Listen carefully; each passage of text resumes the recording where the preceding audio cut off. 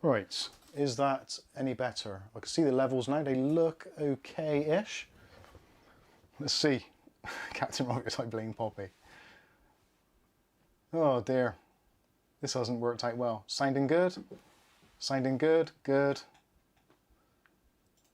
Nicholas Barlow says good. Ooh, bloody gorgeous, thank you. Is this the same? Chat is okay. So this is now on a new stream, so if you've got this window open in your browser and another thing, yeah. Close the old one, this one is the one that works, so I'm not going to press anything now. I don't know what I've actually changed there, other than I've just changed on the camera, there's a setting for wind noise. And I didn't have beans for tea, I had a stew, so it can't be that. But Poppy seems pretty interested anyway, so hopefully it is all working. What's the picture quality like? Is the picture quality okay? Looking across there, it looks so-so, I think. Difficult to tell. Poppy, stop eating stuff. Don't eat, no, not the aerials. Oh dear. Sound is 100%. Fantastic. Looks smooth as a button. Excellent stuff. Just checking the disco ball still works. Ah, it did. I just looked straight into it. Oh, I feel like I've just crossed the streams and then looked into the time vortex. And now all I can see is little dots and little puppies everywhere. Puppies? Poppies, even. Oh dear. Anyway, hopefully this is...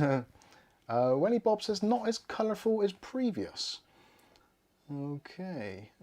Philip Collins says we can see the beard, so picture quality is fine. Chat is working. Excellent stuff. Not as colourful as previous. Not too sure. It does look a little bit washed out, actually, doesn't it? There's something very, very strange with this new capture card, which I've got. Literally, it got delivered today. So this, I don't know whether I can recommend this or not, actually. It's going to be one of those weird ones. So this is from Digit Now. This is the USB 3 video capture. It's 4K compatible, which is what I was using first of all, and I then downgraded to 1080p because streaming in 4K is pointless anyway. Yeah, so this is the first real kind of use I've had of this, and it's currently sat down here. I don't really want to touch it. So the blue light means there's a signal going into it. Red light means it's got connectivity USB wise. So yeah, that is doing the business. Hopefully that will remain doing the business for the rest of the stream. Fingers crossed. Oh dear. Stuart Cleary says send it back. Yes, it is washed looking but clear. When the ball lights came on, it was colourful. Yeah, there's that is very strange. Nick Barnes says it's good, you've got hair now. Good to see you back. Oh dear. The spider will help keep... Yeah, the spider, still haven't found the spider. I think cats are probably eating it by now. And I think, yeah, weirdly, the picture on the screen here actually looks... It looks actually really colourful. But what I'm seeing on Caf's monitor actually looks pretty washed out. Let me see if I can quickly change that. I'm sorry, I know you guys have come here for a stream. Jeff says, Poppy, stop it. Don't eat stuff, please. Jeff Watson says, stream keeps flickering for me. There is the occasional distortion, very slight. Okay, so it might be... Let me just see if I can change the setting in a minute. Let me find my bloody mouse. Oh, it's that way, isn't it? Right, where are we? So, Digit Now Ultra. Let's go into video format. And that colour space should be...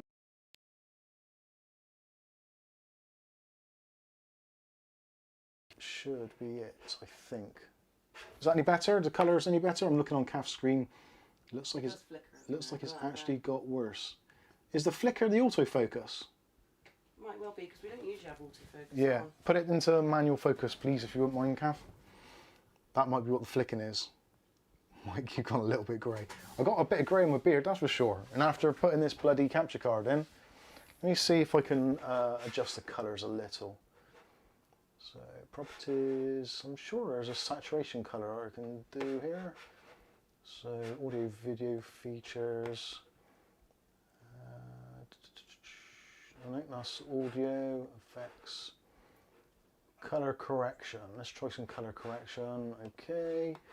And let's increase these. Oh, saturation is way down. Oh, that's too much. How's that looking? Is that any better? Has that got a little bit of colour to it now? We'll take the gamma down a little. I'm trying to see what it looks like on Kath's screen over there. Do I look ill now? Do I look yellow? That's normal now. Jason Woods, £5 on the super chat. Yo-Yo, Kath and Mike and all, how you doing? Yeah, does the colour look better now? It looks really, really, really strange on the monitor there. The colour accuracy is very weird. I don't know what's going on. So much for it being plug and play. That's what it says. Sky Stalker's with us. How you doing, Sky? Says it looks better. Welly Bob says just needs tweaking. Flesh tone's improved. Excellent. You look like it's summer. I wish it was summer. It is far, far from summer right now. It's not too bad. Nick Barnes says too much colour, I'm afraid. Right, it does actually look like there's a bit too much colour on there. Let's take the saturation down to about 20%. Let's see. Is that looking better? I think that looks a little bit normal. Okay. Alessio says, I don't have a problem with the colour, but then I'm colourblind. Well done. That isn't very helpful, but it's a fun answer anyway. I'm not too sure why my wireless camera was... my wireless mic pack was playing up then. That is strange. I thought everything was okay.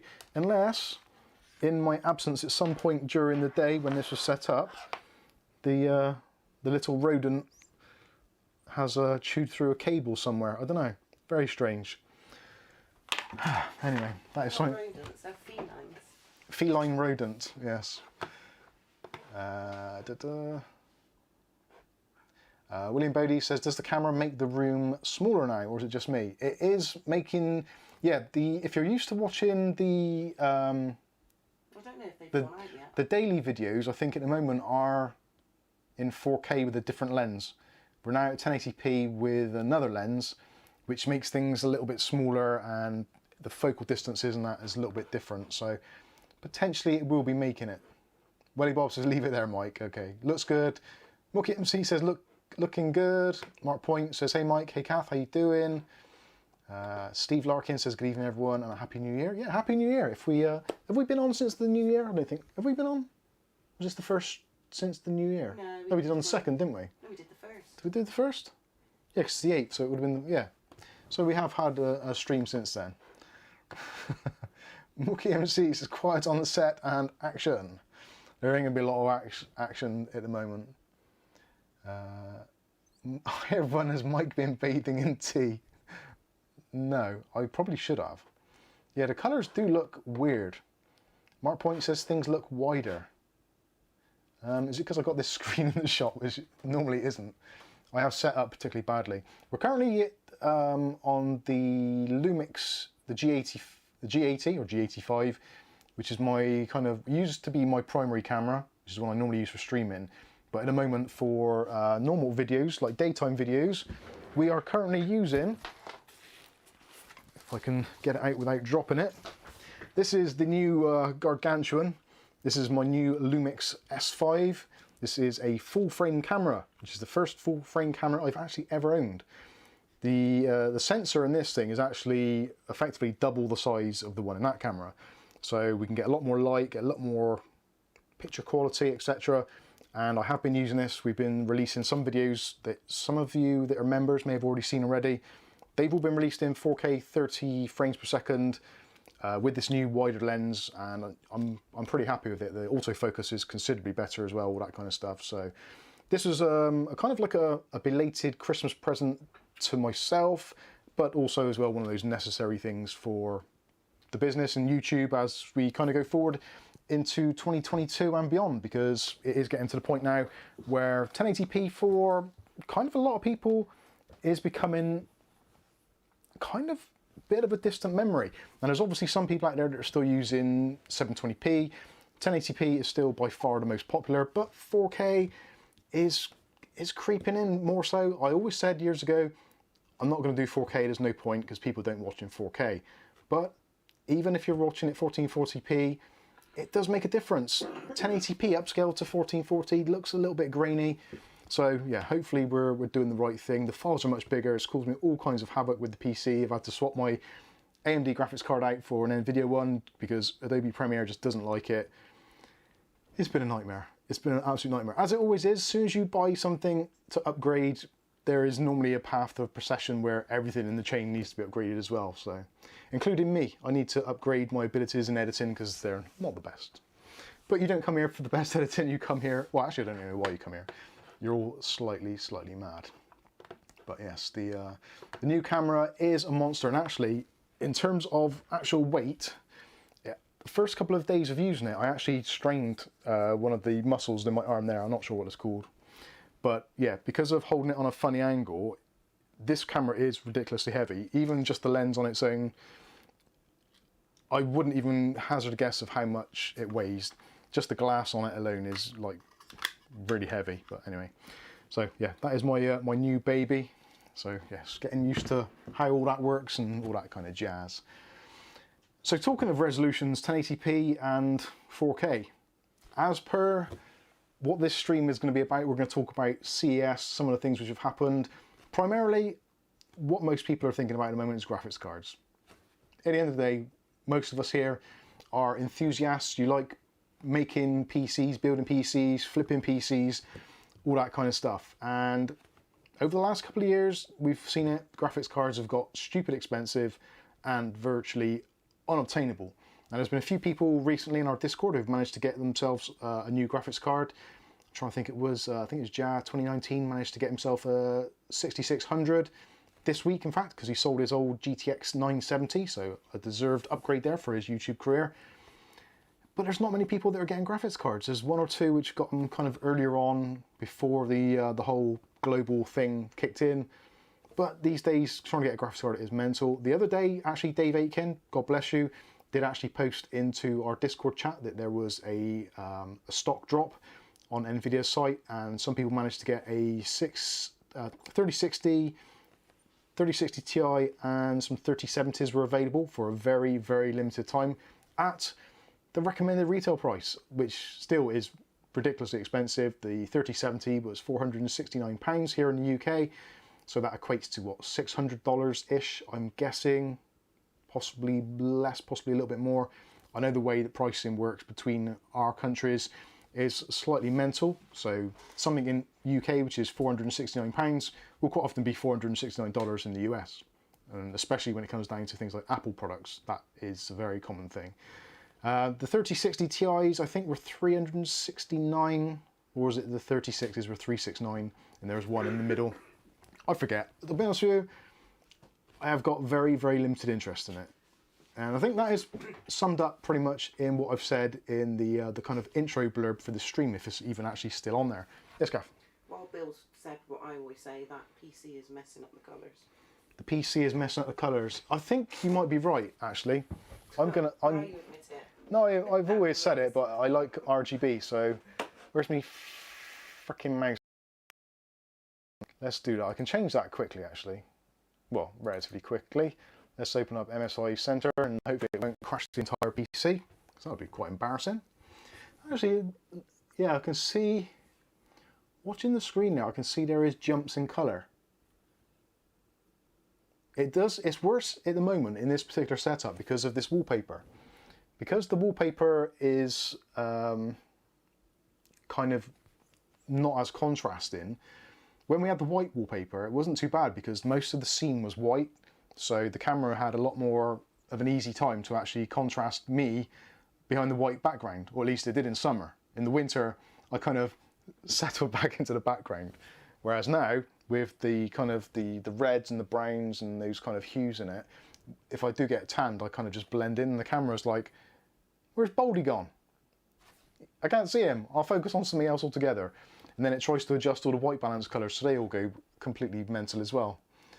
So, yeah. Mark Point says, that's wallpaper. It is. It is wallpaper, believe it or not. And it's only on 2 walls. And it's only on that wall, because the camera doesn't see that way. So those have just got plain green walls. This, well, not green, they're kind of, olivey. Those two are white. Right, let's change the colours of this a minute before I get too involved. So let's go for a steady, and we'll go to Vice, which hopefully will update at some point in my life. There we go. All right, let's leave that on white and see what happens. See if that stops the camera doing stupid things. Anyway. Mookie MC said perhaps a camera white balance setting. Yeah, I normally, because I'm an absolute novice when it comes to cameras and stuff, in theory I should, when I start a stream or start any shooting, I should get the grey card out, set the white balance and let the camera then know what is white and what isn't. But I am very much one of those kind of point and shoot kind of people. I just set it up and press the button and that's it, which is why things not quite often go wrong. But anyway, moving on. Mark Point says, shit, I thought that was real brick. What, you shit a real brick? That's got to be painful. No, this is it is wallpaper. I probably could peel it off. I'm tempted to. We didn't do a very good job, and actually the original white brick wallpaper is underneath it, because it was one of those things where it was like, right, we've got to get it done. We haven't got much time. We've got videos to make. Just, I don't know, just slap it on over the top. It'll be fine. The room is now a little bit thinner because we've got so many layers of wallpaper. In fact, we've got the paint, then we've got wallpaper, then there's another piece of wallpaper, which is the white brick, and then there's the red brick on the top of that. So when we come to take it off, we're going to have loads of extra room in the, I was going to say studio, but that sounds stupid saying studio, because it's not. It's our dining room. At least that's what the taxman knows it as. Anyway, moving on. So yes, back to, is the colour stabilising now? Actually, that'd be interesting to see if it does. I'm looking at the screen on Kath's computer and it appears that it is. Somebody's asked GXR, can they link a Discord server? Are there any ways to make them a moderator in it? Yes. Yes, GXR, you would need to notification. I think we've actually got that Discord server actually linked in our Discord already. I think Dave Aitken linked that one. But thank you, yes. Yeah, we have a few contacts at Scan, so we do hear when things are going on with that. But thank you anyway. If not, I'll try and get in contact with you or something, and we'll try and do that. Or join our Discord. Yeah, or join the Discord and post it in there. Jad2016 says, bonjour, I'm a bit late. Well, we were talking about you, and hopefully your ears are burning. We were talking about your new graphics card, which it was quite funny actually, because he got his new graphics card, ordered it, and then they had the Nvidia drop shortly after, and then I think a day later, or even just slightly later, there was another card, I think it was on Overclockers or something, which was another card which was quite cheap as well, like MSRP kind of price. But yeah, there you go. So anyway, we've got the two graphics cards which have been released, or at least announced anyway. So as you've probably seen from the thumbnail, we've got the RX6500XT, and also, cheers Jason, and we've also got the RTX 3050. I'll be honest with you, and you can probably tell if you've read the blurb that I put in the video description, I'm not impressed. I'm really not impressed. The RTX 3050, when they started comparing it with the GTX 1650 and other similar models like the 1050, you immediately know that things aren't great. And the fact that if some of you looked closely, you'll notice that they did have pretty much all of the additional kind of cool new features added to the 3050 when they were talking benchmarks. So clearly, if you're running a more modern graphics card which supports features such as DLSS or the enhanced resolution scaling, all that kind of stuff, clearly you're going to get better frames per second than what you would on an older graphics card. But then does that make that graphics card worth best part of 250 quid or however many dollars it's going to be against a card which has been on the market for 4 or 5 years and you can almost pick up for 100 quid, 150 quid in some places when people aren't using them? It just feels like we're in this kind of complete Groundhog Day loop of a whole bunch of 1080p cards. So we've got kind of, I want to say there's 3 segments in the market, but there kind of isn't. you've got the high end, which is like your crazy stuff. So you've got your 1600 XTs, the 3090s, that kind of stuff, which are essentially kind of out of reach for most normal people, and the sort of graphics cards that you wouldn't have normally ever looked at buying other than the fact that they're potentially available, which makes them slightly more palatable, even though they're just stupid expensive.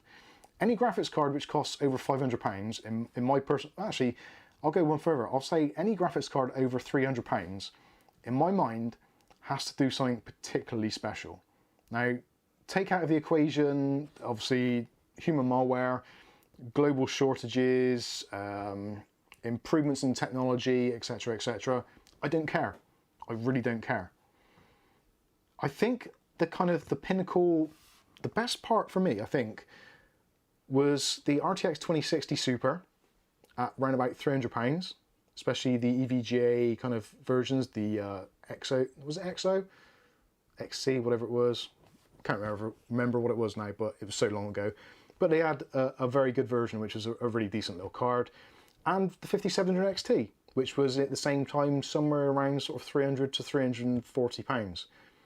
Both of those cards, I don't think have been bettered in the last 2 years by anything, value for money wise or whatever.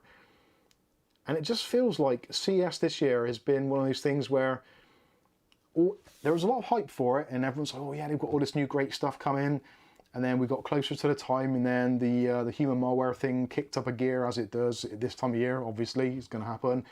Then companies started pulling out of CES and then saying, well, we'll do a virtual thing. And it's just like, oh, just why bother? Why bother? I am normally a relatively upbeat person, but this whole situation is really, really kicking the budget gamer in me squarely, firmly in the nutsack. And it hurts. Every single time we watch one of these launches or you hear about a new product, it's just like, you just want to stand there, legs spread, and say, go on, just kick away. You've done it before, you'll do it again. And that is seemingly what's happened. I don't know if you guys are feeling the same. I'm just getting sick of it. I am really, really, genuinely getting sick of having launch after launch after launch of products which are maybe 5 or 10% better than their predecessor if you're comparing like with like. Then they turn on the things like the DLSS and the super sampling and the AI deep learning and all that kind of nonsense, and say, well, yeah, look at the frame rates now. It's like, well, yeah, I could have turned my resolution down to 720p and I would have doubled my resolution, I would double my frame rates. That's effectively what you're doing. It's nothing new. It's just resolution scaling. People have done it for years. Look at arcade games from the 80s. They did it. And just literally lost for words. I could rant about it for hours. I really could. I am that pissed off with it. And then to have these two launches kind of back to back on the same day, Lisa Su coming out and our friend Mr. Tai talking about the graphics cards, and they're just talking all this spitball nonsense. Oh, we've got this hyper technology, super frequency, mega scaling, 3D what's it gizmos. Fine, throw all the buzzwords at me that you like. I don't care, because they're going to go in that ear, they're going to go straight out the other ear. I do not care less. Okay, Bob, so careful. Careful? Oh yeah, like don't talk about Sue like that, yeah. So yeah, it's just buzzwords. Buzzwords. That is, they're just throwing buzzwords at us and expecting us to lap it all up. Now realistically, they know that there's an entirely captive audience, because there's people like us who've possibly got PCs, building PCs, who are enthusiasts. We enjoy it. And there's also people who want to get into PC gaming, who have got no choice but to buy whatever is on the shelves, no matter how kind of a turd rolled in glitter it may be. And the prices are just going up and up. Now, yeah, obviously there's other things involved, so there's resources are more expensive, shipping's more expensive, packaging is probably more expensive. Someone said there was like a paper shortage or a cardboard shortage. It was like, well, come round to our house because there's a shit ton of it out in the recycling area. Help yourself. It's just madness, absolute madness. You can go back to the RX480 and the RX580, which was essentially the same thing, a incremental upgrade, around about 5 to 10% performance improvement for a little bit more money and a slightly more modern architecture. But that's what it's been. It's just the same thing over and over. And I think we deserve more. I would rather they turn around and say, well, actually, we're not going to develop a new graphics card. We're not going to go for a new technology. We're going to give it maybe 2, maybe even 3 years between launch cycles. And we're going to hold back and we're going to make sure that the next upgrade is something tangible, something meaningful, so that you can sell your old graphics card and actually you'll buy it, you'll put it in your machine and go, oh wow, that is an improvement. Whereas at the moment, unless you spend kind of double what you've spent already on the graphics card, even then, you're only likely to get maybe single, maybe double-digit performance increase. And for what? For absolutely nothing. So at the moment, if you're watching this and you've got in your PC, you've got a 10 series or 20 series Nvidia card, or maybe if you're on the other side of the fence... Could you try again? No. If you're on the other side of the fence and you've got an AMD card, Okay. I will smash you to pieces. If you have got an AMD graphics card and it's a 400 series, 500 series, a 5000 series or 6000 series, more probably 5000 series, but I think we're the actual winners. The new graphics cards offer very, very little in terms of extra performance. They cost you more, they're hard to get, you have to sweat bullets waiting on a website, smashing the F5 button to see if you can actually buy one, and then immediately after you've bought it, you get buyer's remorse. And you look at your bank account and you think, I've just spent nearly 500 quid on a graphics card which is going to give me a 5 or 10% performance increase. What am I doing? That is exactly where we're at. And PC gaming for me, this is my own personal view. Everyone is different, but for me personally, my enjoyment of PC gaming is the fact that I don't have to buy the latest and greatest. I don't have to have a multiple $1,000 PC, multiple £1,000 PC. I can quite happily, or at least could, quite happily build a PC for 300, 400, 500 quid, go online, download Steam, get some AAA games and play them at a reasonable-ish resolution without having to sell a kidney. It's insane. If you're buying a new PC now, which is kind of an entry-level, mid-range gaming PC, you aren't going to get any change out of £1,000 realistically. If you go down the brand spanking new route on the market. And if you want to get a high-end one, you're going to be looking at spending best part of £3,000 for a PC. I pay that for cars. Yeah, I don't spend that on a car. I probably don't even pay that in tax. I do.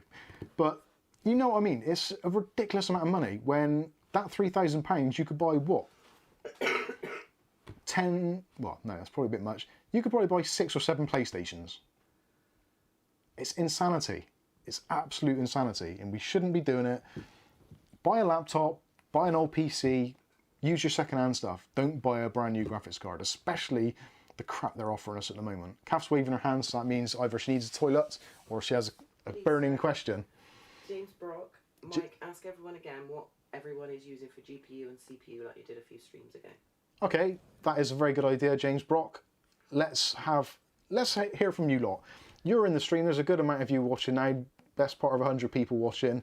So let us know in the chat box what graphics card are you using and what CPU are you using. Let's look at the combinations and see what actually you guys, what I would consider real people. If you're watching this channel, you are people who I think are of a similar mindset. So even if you've got an extra couple of £100 knocking around somewhere, you're not going to spend it needlessly. You want value for money, which is the reason why I started this channel. This whole thing is about value for money. Always has been, always will be. Let's hear it. Let me know in the comments what you've got, what you're rocking.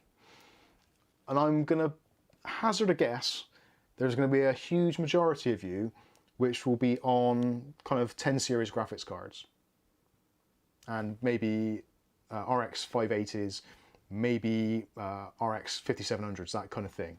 I think that's where most people are going to be.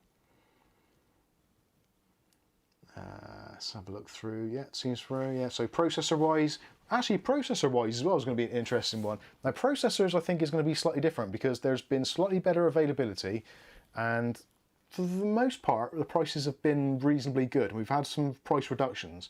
So I'm expecting to see a lot of Ryzen 2000, 3000 and 5000 series, obviously.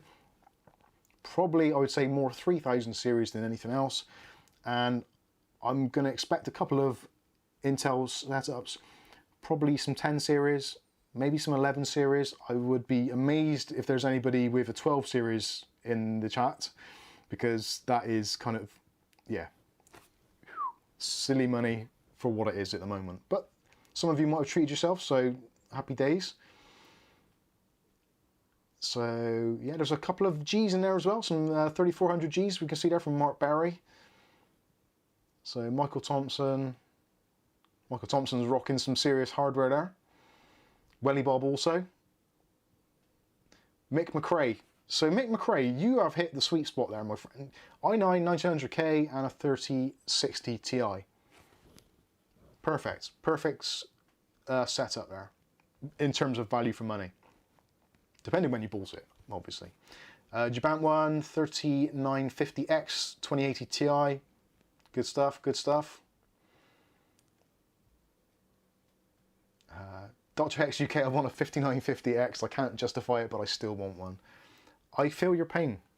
When I'm video editing, I've got a Ryzen 9 3900, as probably most of you know, and I've had it for a long time. I had it probably about 6 months after they released, and I got it for a reasonably good price when they started on the downward trend.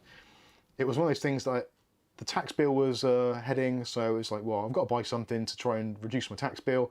What shall I get? I didn't need the processor, and I was quite happy with my Ryzen 5 3600. Does the job, and actually that is what is powering the stream right now in its full Technicolor biscuit coloured glory. But yeah, it's, unless you have a specific need or use, do we really need all this power? I don't think we do. We do, because otherwise they won't be able to rake in the money off the electric bill. That's true. Well, no, because the more modern components... I didn't catch that. Could you try again? No. How do I turn this off? Okay. Shut up! Right. Shut up. I hate this watch. I liked it, but I hate it. Aletta says, I can't force myself to buy a GPU for $1,500, but I have no problem spending that much on a new guitar. That is understandable. Patrick LaBelle, 5950 with the RX580. Awesome. There is 5900X also, 3950X with a GT710. Yeah, it's not for gaming. I get you. I get you.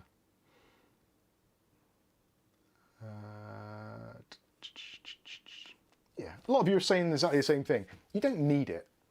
And most of you are probably, I don't know, maybe a lot of you are probably a similar age group. So between your kind of 30s and maybe 50s, that kind of spectrum.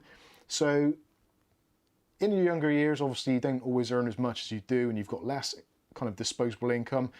As you get towards your kind of, I'm not going to say middle age, but in between 30 to 60, let's say, for argument's sake, maybe beyond, obviously, you start finding you've got more and more disposable income. Maybe your kids are grown up, they've flown the nest, or maybe your mortgage payments are slightly less because you've ploughed money into it to begin with, much like what we did. And you get to the point, maybe you're doing less. At the moment, the last 2 years, there's not been a great deal of opportunities to go out and socialise, go on holidays, etc. So you've got a little bit of cash put aside that maybe you would have spent on going on a foreign holiday, whereas now you're thinking, actually, I'm spending all my time in front of a computer, sod it, I'm going to buy myself a new processor or graphics card. In which case, yes, it totally makes sense. It's a nice thing to do, treat yourself. Hey, what the hell, you've earned the money, you deserve it. Just go out there and splash out. Obviously, if you do want to splash out, make sure you click on one of the affiliate links listed in the video descriptions before you do so, because obviously that helps us out immensely. Although, if you've got things like Honey installed, it doesn't make so much difference, so don't feel too bad if you're not doing it. But that's what I'm coming back to, is always the same thing. The prices are just bloody stupid. Now, moving on from the graphics cards a little bit, thank you all so much as well for putting your PCs and stuff in the chat. I will take a closer look at those a little bit later. And I might actually make a little bit of a list later. I'll go into Excel or something, try and export it, and see if I can get a gauge of what most of you are using. See if there's anything which sticks out as being a particular kind of MUB favourite, so to speak. And maybe at some point we might even do that, do a MUB viewers build. Viewers' wives' PCs, or something along those lines. Yeah, Mike's Unboxing Fan PC. And we'll try and put together a PC using... That's broken. We'll put all of the things in there which you guys are using, work out the averages, and put together a PC and see what it's actually like. I think that'd be quite fun to do. I think that would actually be quite fun. But anyway, so graphics cards aside for one moment, let's just talk about the kind of the other side of the coin. Now, obviously, Intel are trying to come back fighting, and have actually Intel's 12th gen processors do appear, at least on face value, to be pretty good value for money in terms of what they offer in performance-wise. Now, value for money is one of those subjective things. So you may think value for money would be completing a task in a certain allotted time quicker than the other processor. Also, value for money can mean a certain amount of cores for a certain amount of money, all those kinds of things. Now, I'm not going to get into the whole DDR4, DDR5 debate, because I think pretty much like you guys, I hope you probably don't care. You really don't care. Most of us never saw a huge difference between DDR3 and DDR4 when it first came out. And again, Groundhog Day, yet again, DDR4 to DDR5, unless you have a specific use case scenario, potentially you may even see a reduction in performance because of the CAS latencies, being that they have a higher latency. Higher frequency, lower latency, so yeah, it's always going to be one of those trade-offs, much like we've seen with DDR3, DDR4. DDR3 has a much lower latency, but a lower frequency, so again, for some tasks, actually DDR3, even to this day, will still beat DDR4 at certain speeds. So yeah, let's ignore DDR4, DDR5, because that's just a rabbit hole that I don't want to go down because it's just absolutely pointless. And Ricardo, thank you Ricardo for that. So, sorry, why did I say Ricardo? Marco. My eyesight is getting shockingly bad. I'm going to have to wear my actual glasses and look like Harry Hill on the internet. Marco's got RSD600, says, I am 42, plunging myself into Warzone to get melted. Gonna cherish my RX570X until the next reincarnation. Good for you. Good for you. And thank you for the super chat. I do appreciate that. They don't actually come up on the screen. Are they actually showing? They're not, are they, when I click on them? I don't think they are. What have I broken now? Live chat overlay. Is it actually working? I'll be honest with you. I'm giving up caring. This PC, I'm going to format the PC. Are you hearing this? Are you listening? I'm going to format your ass. Yeah. Sorry. Anyway, so Ugly Bob says yes, they're showing. Excellent. They are showing, but they're not showing on my screen for some reason. Yeah, they're showing. Is it showing on there? It's not showing on the stream, but it's showing it on there. Oh, well, you guys can see it anyway. I've clearly done something wrong. Oh, I know what I did. Yeah, because it was a new stream. I didn't change the key over. Anyway, that's enough of that. So, anyway, moving on. So, yeah, DDR speeds are, yeah, whatever. DDR4, DDR5. Intel 12th gen. Drop beer. I think I need something, I think. Come on. Yeah, go on and I'll have a beer. I'll treat myself. 500 drinks over on your desk. I have. There is actually there's a cup of tea I haven't touched.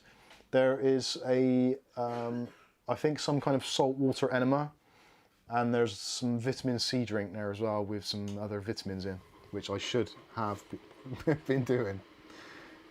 Stuart Cleary, €10 says have a bevy. I'm gonna have a bevy, I think. Drink a beer before it's too late. I have got, it's a work day tomorrow. It is a school night again, as per usual. Do you want that? It's the only one in the fridge. Do I? Yeah, go on then. Is that the only one in the fridge, is it? That's my fault entirely. Actually, don't worry, I'll have one of the other ones, the Carlsbergs. From the, sorry. The warm Carlsberg. Yeah, get a beer. Blasty Blosty says, hi Mike, how's it going? It's going well, but I'm venting my spleen a little bit with all this new stuff. So anyway, Intel 12th Gen. What do you lot think about it? I personally, I did the review. Some of you may have seen already this week the B660M from MSI. Cheers, everybody. Happy New Year.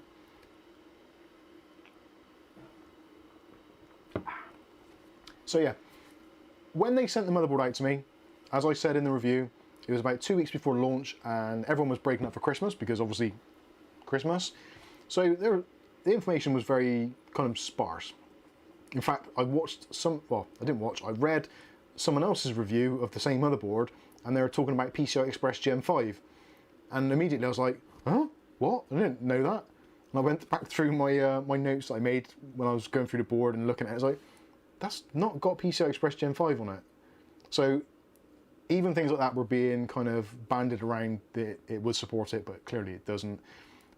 Pricing was one thing which was very, very kind of, Now my contact said, we're not entirely sure, we haven't had confirmation, so we're not going to even give you a ballpark figure, but if you go online, you'll see there's some people who've leaked prices already that they shouldn't have done because they're under a non-disclosure agreement. So those prices could be accurate. Could be accurate. So in the review, I said, judging by the board, judging by the specs, judging by what it offers in terms of flexibility, etc., etc., being that it's a micro ATX board as well, means that normally it should be a little bit cheaper. Now, when I actually got the price list on the day of launch, I pasted it into the video description, so if you're not too sure, you can open up another tab and take a look. The B660M Mortar Wi-Fi DDR4, at the moment, launch price in the UK seems to be just shy of £200. So this is £200. Now, I'm not dissing MSI for this because the product is what the product is. The chipset is what the chipset is. Intel make the rules. MSI and Asus, etc., etc., they just put the things together and sell them for an approximate cost of what, you know how it works. They clearly don't put those boards on the market because they think, right, everyone's going to want these, so let's whack on another 50% markup because they'll sell like hotcakes. It isn't how it works. No, just get those ideas out of your head. That isn't the case. So they're paying, obviously, licensing fees to Intel. They're paying for the Intel chip, all the bits that go with the Intel chip, the Wi-Fi, etc., etc. It's all part of that ecosystem. So the board's costing more to make. Because Intel 12th Gen processors, especially the unlocked ones, can use an absolute crap ton of power, they need a thermal management solution. So a lot of boards have to spend more money, decent chokes, MOSFETs, etc., etc., bigger heat sinks. As you saw from that video, best part of half a kilo just in heat sinks. That's excluding the board or any components actually physically on it. I literally took off every single heatsink off that motherboard and put it onto a scale, just slightly over 500 grams, I believe it was. 500 grams of cooling. Why, in this era of efficient gaming and efficient PCs and everyone saving the planet or trying to save the planet, why on God's green earth do we need half a kilo of thermal cooling on a motherboard which is locked? You cannot change the multiplier on a processor. Even if you buy an unlocked processor, a K or an S, put it on the board, you cannot overclock it other than the built-in kind of boundaries on the motherboard.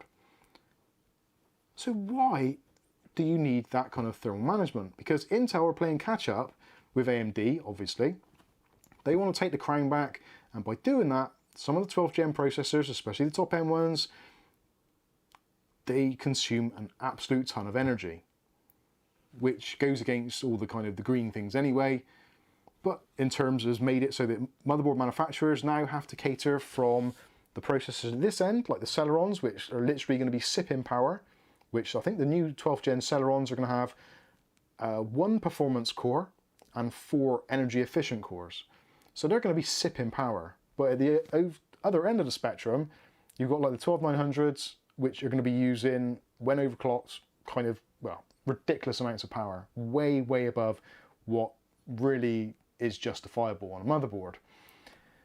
So yeah, there is the problem with Intel's 12th gen motherboards and why they will never ever be as cheap as the AMD ones. Because AMD, like them or loathe them, they actually put together a pretty decent package. Obviously you've got kind of 3 main performance targets. You've got the kind of 65 watt, 95 watt, and your 115 or 105, whatever it is, or 125. So kind of there's a neat little array, or a less wide gamut of what the motherboard needs to cool. Whereas, what's that? If Carlsberg did streams. If Carlsberg did streams, yes, exactly. But with Intel, obviously, you've got an extremely wide thing. So you've got anything from down like 30 watts up to in excess of 300 watts. So, yeah, the 12th gen, if they can make it so the motherboards can be in some way kind of, I don't want to say crippled because that's the wrong word to use, but if they can be kind of segregated again so that a locked processor can go onto a moderately built board which possibly doesn't support processors which are unlocked, then they can build a board for, I don't know, maybe 50, 60 pounds, at which point then it becomes really competitive. But I can't see that happening. So I think although 12th gen has been seen as this kind of uptick in performance, and you've got these energy efficient cores and you've got performance cores and all that kind of stuff, I still feel in my heart of hearts that Intel kind of have lost the plot a little bit. Maybe they're going to improve things. They've just poached someone from Apple, which potentially could mean that Apple's technology, their CPU technology, etc., could filter down through into Intel. Who knows? That's speculation. But as it stands at the moment, it's a really, really weird dichotomy. You've got the new 12th gen chipset, or 12th gen platform, which from what I can tell is going to support 13th gen and possibly further on. Now the reason I'm saying that is because today I was looking at some cheaper boards. One of our Discord members, I'm trying to think of the name now, I think it was Captain Robius, I could be wrong, so correct me if I am wrong, posted a deal in the deal section on our Discord for a Gigabyte motherboard, which was I want to get the name right now to be on the safe side, so I think it was a B660M-DS3H, which is Gigabyte's kind of mid to low range board. You were right for the first time this year. Was I? Yeah. Yay! That's the first one I got right. Excellent stuff. So the board was posted from a slightly lesser known website, but it was £100. So for £100, it doesn't seem like too bad a deal. But I did take a close up of the board and have a look at it to see what was actually on it. And it did have my favourite, so it did have addressable RGB and did have RGB, 4 slots of RAM, so I'm happy. It's DDR4. One thing I noticed it did have at the bottom, which struck me as slightly unusual, was it did have a BIOS flashback button. Yes, Kath? Did you say Gigabyte B660M? Yes. DS3H. Yeah, B660 DS3H, that's the one. I got that right as well. Bloody hell. 2 things in one. Two things right in one stream. That's not bad. I'm going to frame this one. Anyway, I digress. So yeah, that motherboard, it does have a BIOS flashback button. Now for most of you that know, normally with Intel, you get a new motherboard for every generation, or maybe 1 or 2 generations if you're lucky. Now being that the next generation of Intel processors in theory is supposed to be LGA 1800 rather than LGA 1700, the reason they've got a BIOS flashback button is because the next generation of processors will not be recognized by that motherboard. So that means that it's gonna, Intel generally do like a tick-tock thing. So tick is the first generation, TOC is the refined version of that generation. So you get 12th gen part 1, 12th gen part 2, then you get 13th generation. The TOC, or 12th gen part 2, will be recognised by the motherboards because it's essentially the same architecture, just slight enhancements. The next one is the one why they're going to need the BIOS flashback. So that means that, in theory, LGA 1700 or the B660 chipset is going to be good for potentially 2, possibly even 3 years of product releases, which actually makes it a slightly more compelling option, because although you're spending a little bit more money, you are buying into an ecosystem which is going to have some longevity. Which takes me over to AM4. So AM4, as we know, is effectively now, for want of a better word, a dead platform.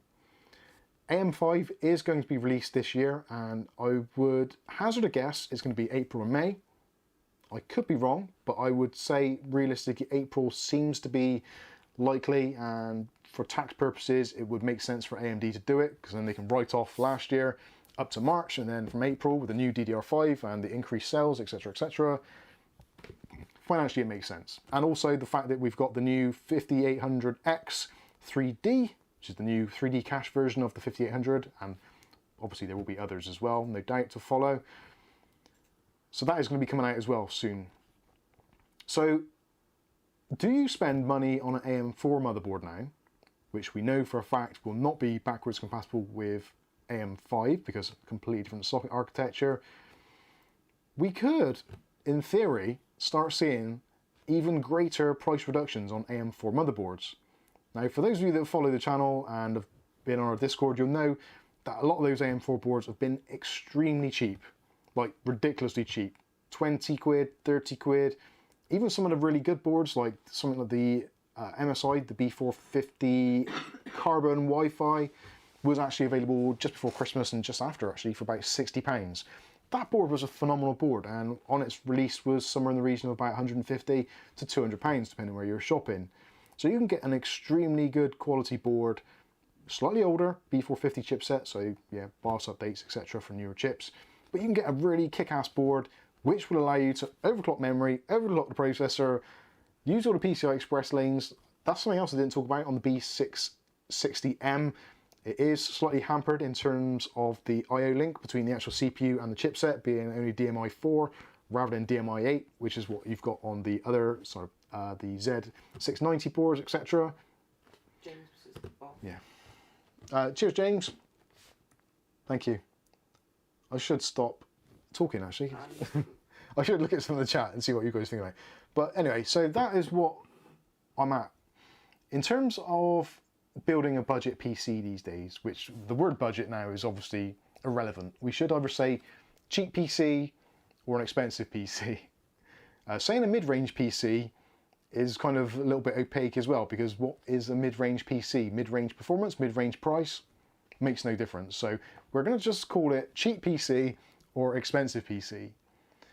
So to build a cheap PC, we should in theory be able to get an AM4 motherboard quite cheaply, and getting cheaper as time goes on, especially as we go towards that kind of March, April time when AM5 is going to be coming out, because there's obviously going to be people out there that do want to upgrade because they want the latest and the greatest, and they'll be like, right, let's get rid of the old rig, chuck it on eBay, chuck it on Facebook Marketplace, chuck it on Discord, whatever. So you might well get some decent bargains there.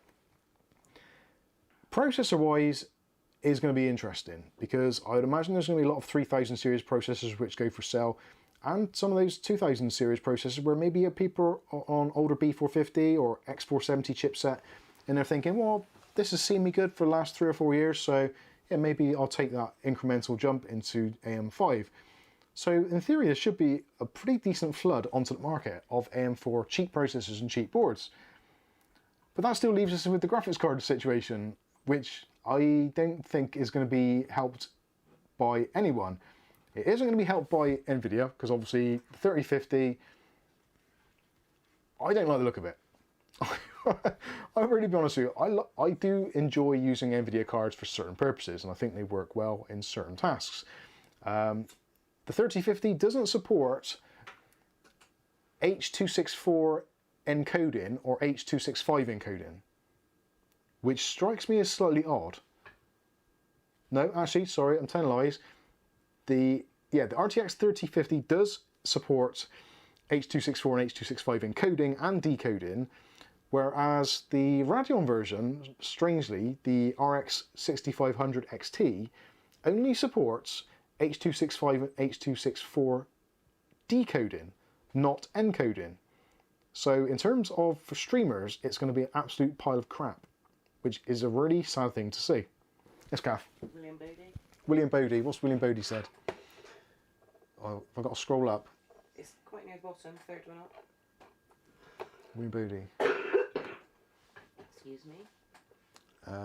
Kath, can you tell Mike about new AMD GPUs coming out? Budget versions only 4 GB. So yes, that is kind of what I'm getting onto. So the new AMD GPUs coming out, including the 6500 XT, they lack features, and they lack. Well, they're not going to be great for mining. They're only 4 gig cards, from what I can tell. From what my brief look at them, again, wasn't particularly interested. So the 3050, from what I can remember from watching the actual video, looks like that's an 8 gig card. So that is slightly more appealing. But they do both seem to be 1080p cards. So if you're spending at the moment 250, which is their manufacturer's retail price, which clearly they're not doing any of the kind of the Founders Editions or anything like that for this, and AMD don't appear to be making a reference design, so it's going to all be down to add-in board partners. So no one is going to sell one, or at least if they do, it's going to be a very, very limited short release of those cards, based like single fan models, which I did post in the picture, one of the potential designs of the single fan design for the RX6500XT. I don't like single fan cards, I'll be honest with you. They tend to be noisy. Now, obviously it's going to be a very efficient GPU, but a single fan, I don't know, there's just something about it I don't like. No, he didn't steal any thunder. So yeah, there's going to be no MSRP cards. Wicked Ribbon says 8 gigs of RAM makes me think it was aimed squarely at miners. The 3050 is, yeah, as JX Jammy has just said, basically you've summed up what I could have said in an hour. Thereabouts. What time? Yeah. Why use one word when you can use many, many words that are monetized? Yeah. It's a 1650 with DLSS and ray tracing. That is what it is. And a 1650 with ray tracing and DLSS doesn't appeal to me. If any of you out there have used a card which has ray tracing on, almost universally, it is an absolute horrendous tax on the GPU. And it makes for almost unplayable frame rates. It really does. What have I missed now?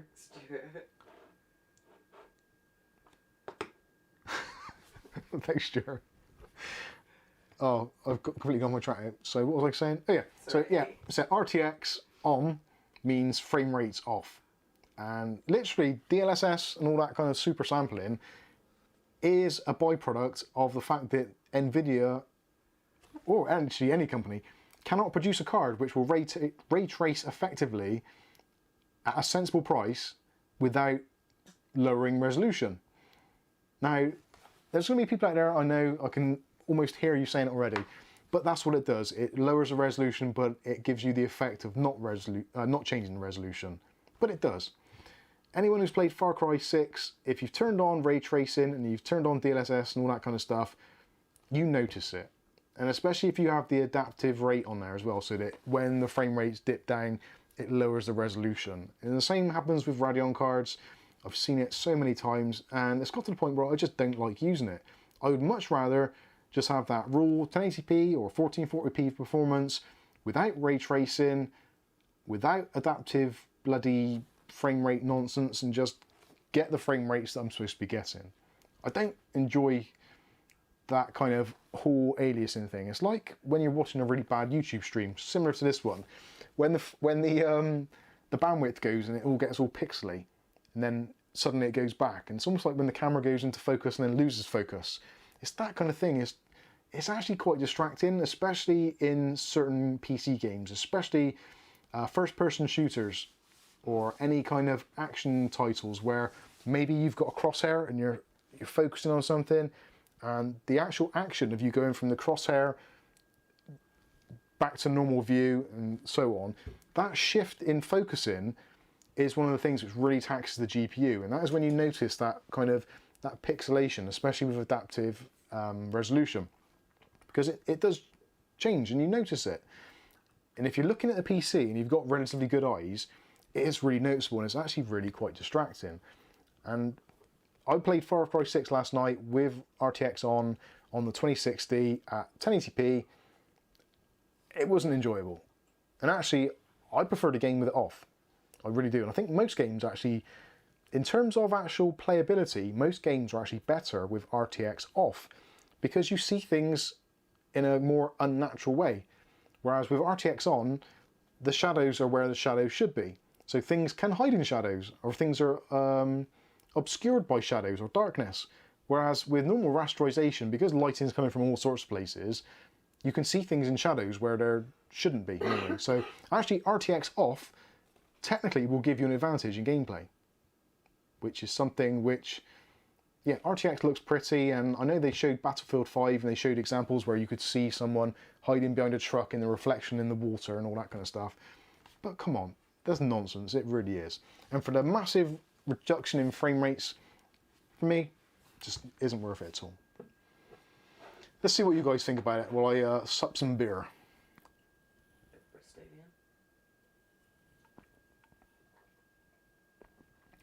Aletta sums it up there. Most games I play have the shadows turned off.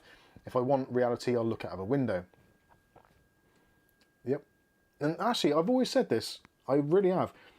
As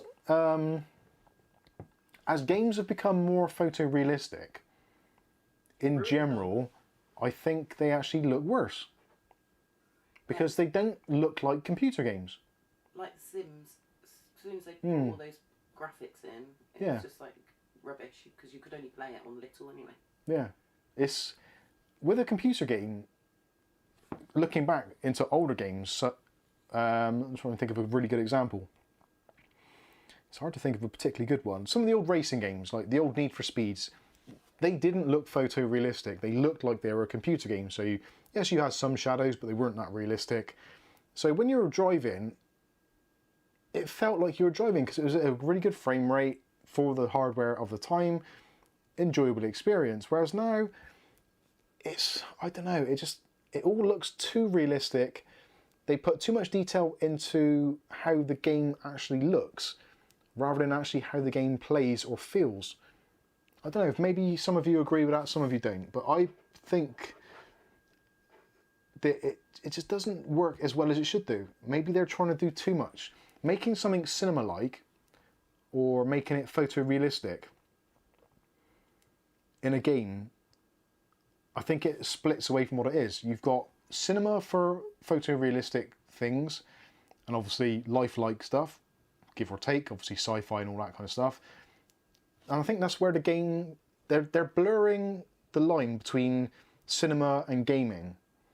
And I think it's a line that doesn't need to be blurred. I think there does need to be a distinct line between, this is a computer game, this is reality, this is what reality looks like. Obviously some films do blur that between things, like Star Wars, I guess you could call almost as a game, weirdly. Anyway, I'm digressing. Michael Thompson says, RTX is a single player title feature, definitely not a high FPS title feature or bonus, but a hindering feature. Yes, I think you're right, I think it really is. Ray tracing I don't think is taken off as much as people expected. I'm pretty sure that Nvidia are not going to give up, they're just flogging that horse because they've invested a lot of money into it.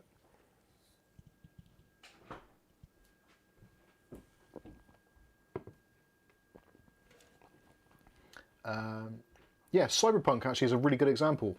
Cyberpunk 2077 actually on a Radeon card, I personally feel runs better and looks better. with ray tracing on, you don't really look at, I don't know, maybe some people do, but do you actually look for if you're looking for photorealisticness in a game, you're missing the whole point of the game, I think. I said that before when people said, oh dear, the Blair Witch Project. I've harked back to this many, many times. The Blair Witch Project was possibly one of the most watched films of the year when it came out. Yet it was filmed on basically camcorders in the woods, in black and white mostly, with a little bit of kind of night vision. The majority of the film. And it was one of those films that people watched and watched and watched. And people went back and watched again because it was so good.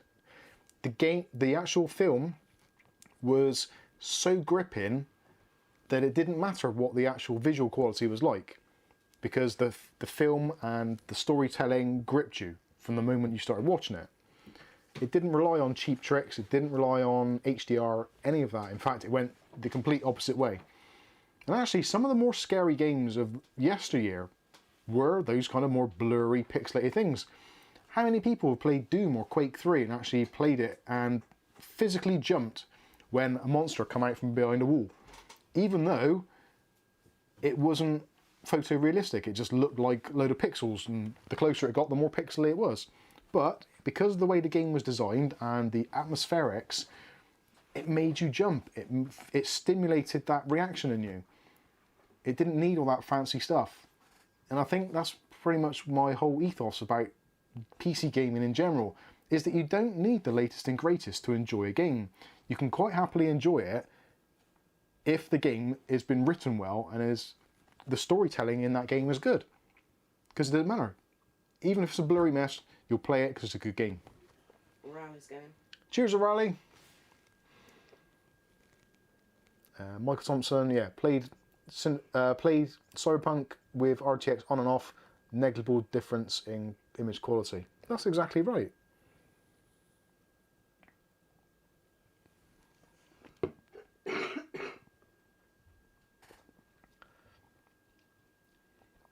GXR actually does make a very valid point there as well. You do need really an HDR monitor and supported hardware to make the most out of ray tracing. But then enabling HDR, that's another minefield. HDR, like, what is all that about? There's so many versions of HDR, HDR10 all the way up to, I think it's like HDR 800 or something at the top at the moment. Maybe even further than that now. I don't really pay a great deal of attention to it. Because again, it's one of those things, you're spending a ridiculous amount of money to get a little bit more depth in your shadows and a little bit more contrast in your images, that sort of stuff.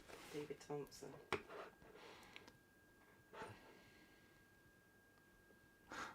David Thompson, that's a good one. I fell out of bed after an 18-hour Doom session, kept seeing the walls going past when I closed my eyes. That's what it was like. Quake 2, Quake, the original Quake, Doom, all those sorts of games. Even things which are even slightly more modern, I guess, like Unreal Tournament, which, if you watch now, Unreal Tournament is like a jaggy blockfest. But it was so good. It was one of those games that, because it was so slick, well-designed levels, very balanced, very matched, lots of different types of gameplay. Look at CSGO. CSGO is still one of the most popular games ever. And has had, well, when did it start, CSGO? 1998, 99? Something along those lines. So that's part of like 20 odd years from when it was started. And the graphics haven't improved that dramatically in the last probably 5 to 10 years. Yet it's still extremely popular because it's a well-designed game and it runs on pretty much anything if you want to turn the settings down even further. So it's awesome. Kieran says, hey Gav, can I buy Mike's Hydrogon cooler? I'm happy to pay full price and pay extra for fast delivery. My AIO is dead. I don't know. I'm quite attached to the Hydrogon. Although technically it's in a box, so I'm not that attached. Maybe. I'll speak to you on Discord.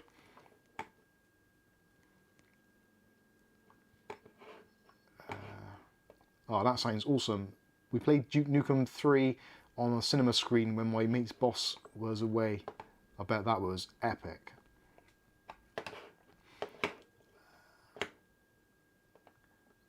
Ugly Bob says, White Noise is the film that gives me the shivers. Yes, that is, oh God. That's the one I think it is.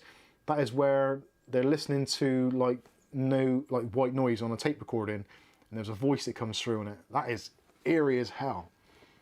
But again, it's things like storytelling, visuals probably not so much, but the audio, the things you hear make a massive difference. They really do.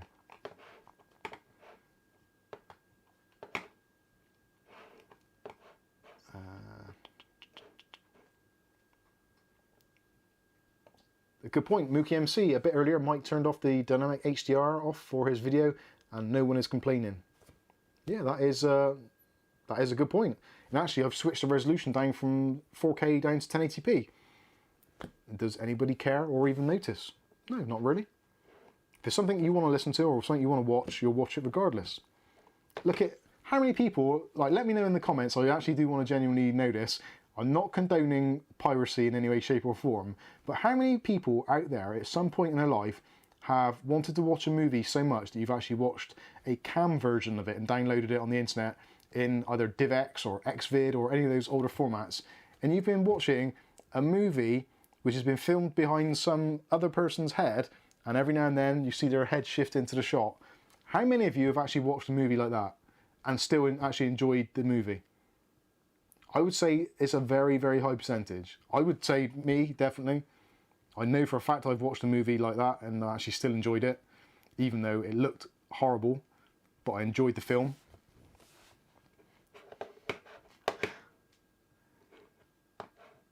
Ugly Bob's cough cough.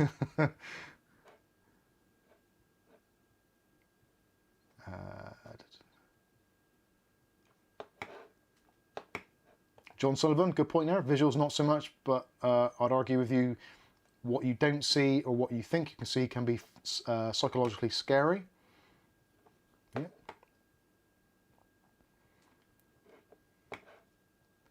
GRGXR says, done similar to watch a football game.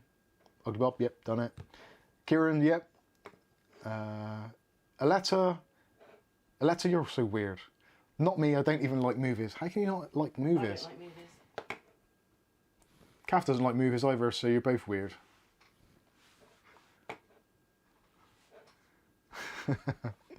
Captain Robbie says this is a no from me. Mark says, correct John, the pictures you paint in your head are masterpieces. It's true. Nick Martin says, prepared to wait for better versions now, pirated of course. What about like years ago when you'd watch copies of VHS and stuff? Yeah, copies of VHS and audio. People download MP3s. We've got to the point now as a society, everybody I would say, apart from C McKnight, he's the outlier to this, pretty much all of us have gone from CD or tape cassettes, then we went to CD audio, where it was like suddenly, wow, it's crystal clear, what the hell? And then we went to compressed audio like MP3s. So now we generally listen to MP3 audio, which is bad, inherently bad, but yet we still all listen to it and watch it. And a lot of us probably on your daily commute, watching a YouTube video, you're probably listening to it in MP3 format or maybe AAC. If you've got your songs downloaded into iTunes, they're going to be AAC or MP3. So yeah, compressed stuff is generally okay. Mark points off. Cheers, Mark. See you next time. Will Bill says, I like DVD audio. That was quite a rarity. It didn't really take off a great deal, but there was about it. It was actually good. Thanks, Mark. Sam Wellard. I have a RX460 and a 1080p screen. Really want to upgrade the GPU. Should I wait till everything settles down? I would say don't wait until everything settles down. I would say look for a second-hand bargain. You're unlikely, extremely unlikely to get a good deal as a new graphics card. In the UK, we're lucky to have places like CES, which I know is going to get some people upset.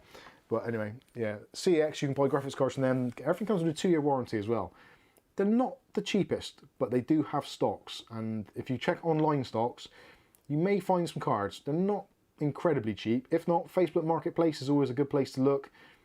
I personally picked up a few deals on graphics cards there recently, which still blows my mind what I paid for them. And I don't know why, but just a good guy, so he sorted me out. So yeah, don't buy new, look for a used one, unless for some bizarre reason, which ain't gonna happen, but if some strange reason the AMD turn around and release that RX6500XT for less than £200, which I don't think is going to happen, but if they do, I would probably think about that. That seems to be actually not a bad shout if it's below £200. I hope it is. I don't think it will be, but I hope it is.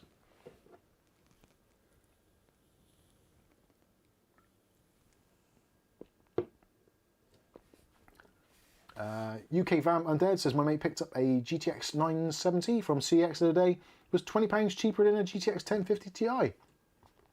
And inherently quite a bit faster as well.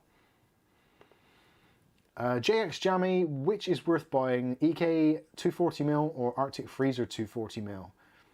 That's a tough one actually. They both reviewed very well.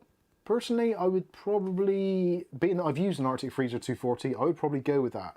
The newer versions, I think the V5 or the V6, they've got the kind of the mounting mechanism really down to a fine art, hence the different amount of revisions. The first revision was okay, but not great, a little bit tricky to install. But yeah, the more modern versions are certainly, I would definitely look at one. Pricing wise, I think you can pick them up for about £60 as well at the moment, which is a pretty decent price. And not far off what you pay for a decent air cooler. John Sullivan says, I also have the High MD top tier model, which is now selling for £1,000. Blimey. Nick Barnes. Question, Mike, did you review those GTX 1070s you bought? No, I haven't actually. That is... How do I... Reviewing graphics cards is a really hard thing to do, in my opinion, because it's, I don't know how to explain it. It always gets me, this one. A graphics card is as good or as bad as you can make it. And in terms of pricing, because the pricing at the moment is so screwed, it's hard to say that any graphics card is better than another card, because you've not really got any kind of aiming point for what the actual price is meant to be. You can do a review based on what a graphics card is supposed to cost, or used to cost. Thanks for that. The hell? Is that Maisie? Oh yeah, it might be. Sorry, our cat just set off our Google thing in the room and just told us the temperature. How strange. Yeah, because the prices shift, and as well because there's obviously multiple countries involved. For me personally, as doing a YouTube review, I'm kind of thinking in the back of my mind, right, okay, so we've got England, UK, India, Germany, Spain, etc, etc, etc, France, blah, blah, blah, all these other countries. And there's people watching from all around the world. So taking a price that I've paid for a graphics card, say £200 for the GTX 1070s, and then trying to equate that to what that amount of money is worth in another country, and then looking at the availability of those cards in that country, and then saying, right, this is how many FPS you're going to get for this amount of money, it's a really, really tough thing to do. And I would struggle if I did it just primarily aimed at the UK market. But doing it to all the markets, it's just even harder. So to review a graphics card, again, also as well, because we've got all these weird and wonderful technologies now, like your DLSs, your super sampling, your super sharpening for Radeons, etc. Trying to actually get a like-for-like reproduction of anything is ridiculously hard. If you could go into a game and just say, right, ultra settings, medium settings, low settings, that'd be awesome. But most games, when you choose one of those, it changes something else in the background. So, and to compare a card with another card is even harder. So in terms of graphics card reviews, I don't think, or at least it's unlikely, that I will, excuse me, that I'll ever do another traditional type review, because I just don't think there's an easy way of doing it. And I do admire people like, obviously, Steve from Gamers Nexus, Hardware Unboxed, and all the others who actually take the time to evaluate the graphics cards in different scenarios. And when they've got a stable test bench, which they can then test other cards with, that kind of makes sense. But even still, any one setting can throw all those results out straight away and make them irrelevant. So although it does give you an idea, it's kind of, I don't know, it's relevant yet irrelevant at the same time, if that makes any sense. Just like your answer. Just like my answer. More about refurbing than FPS. Oh, right. More about refurbing. Yeah, I suppose I could do. Yeah, refurbing a graphics card is... Yeah, that's actually probably not a bad idea. And for a lot of people buying used cards, it's probably a good idea. Yeah, I'll put that on the board. Well done, Mark. Well done, Nick, sorry. Right, what else? What other questions have we got? Team Drift Nation video says GTX 1070 at CEX is £380. Yeah, it's just, that is, excuse my French, but that's bollocks. Who in their right mind would pay that for a when the 1080s and 1080 Ti's came out, brand spanking new in a box, they weren't that much money. So why on earth would you pay that money now? And I would suggest, if anyone's even considering it, don't. Just hold back. The more we hold back, the better it's going to be. Now I know there's desperation and people want to buy stuff.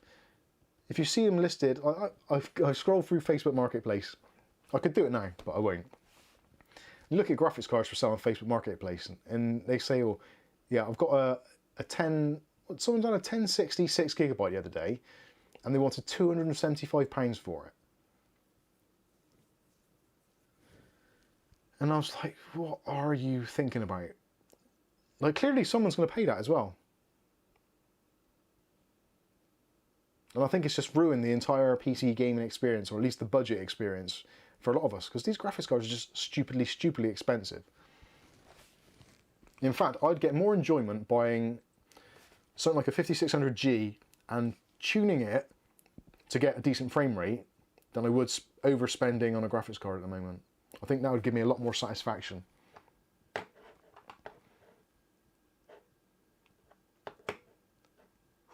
Yeah, GRGXR says there, CEX are currently offering £670 for a 3060 Ti Founders Edition.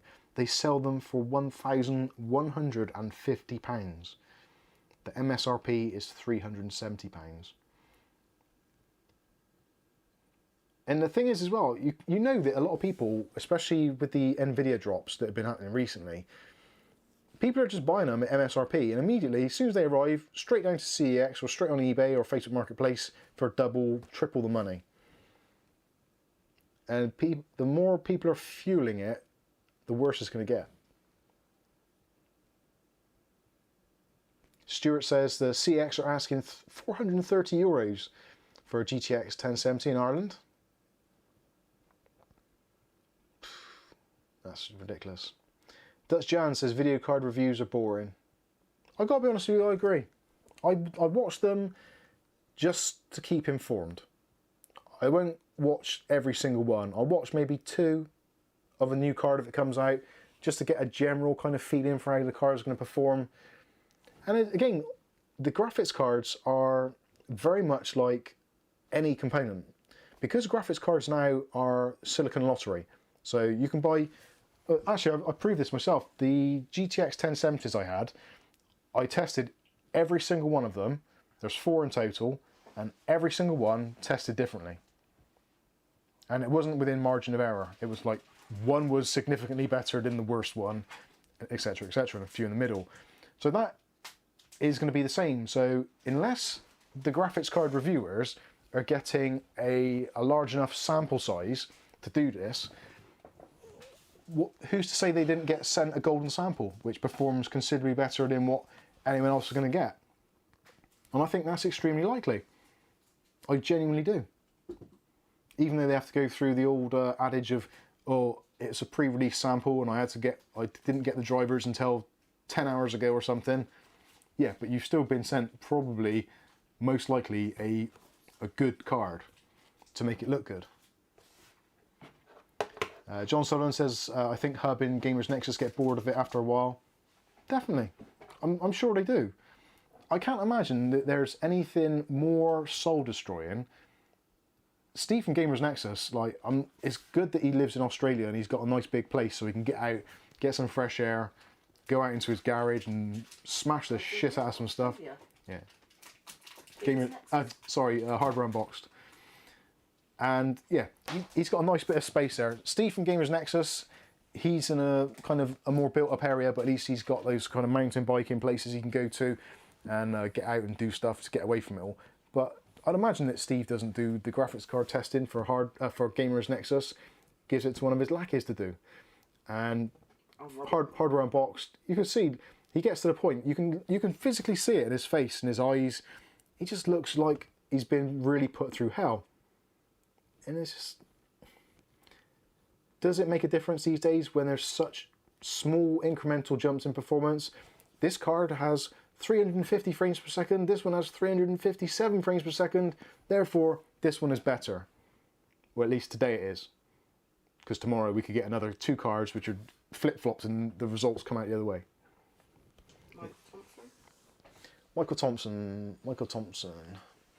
To be honest, if miners...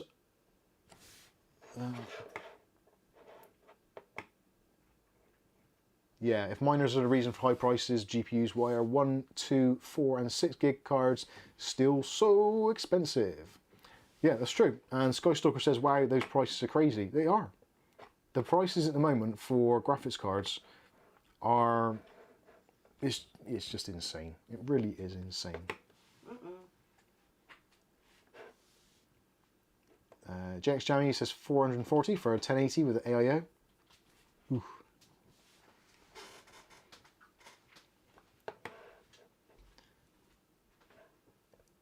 Yeah, Markovsky says it's a bit silly really when all games don't run to a standard. Depending on how well optimized they are, sometimes a game will run awful on everything.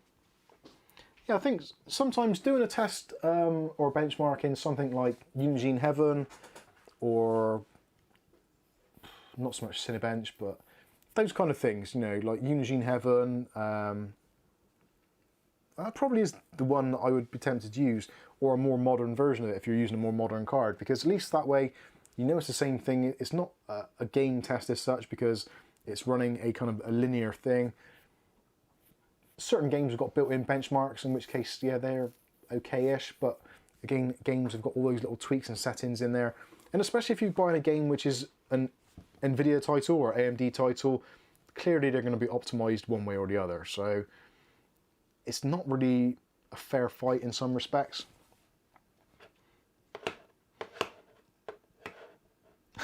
Stuart Cleary says, Jace 2 cents loves rubbing it in how many RTX 3090s he has. To be honest with you, they all do.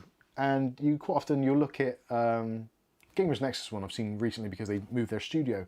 And you've got those whole racks and racks of graphics cards, and he's saying, well, yeah, this is the 10 series, the 20 series, the 30 series, and so on.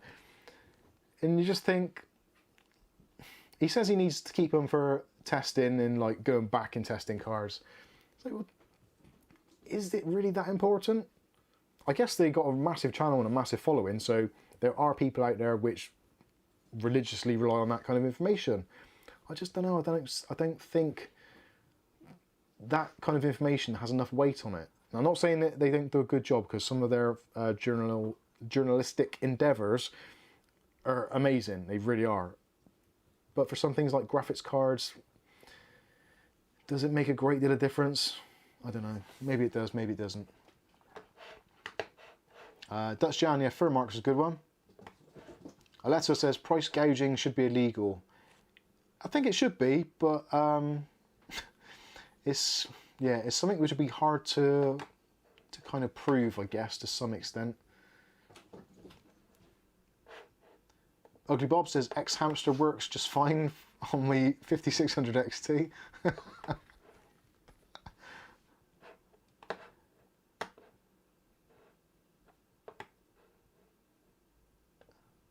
Andy May says I will stick with my RX 5700 8GB, plays everything I want. Don't need to upgrade just yet.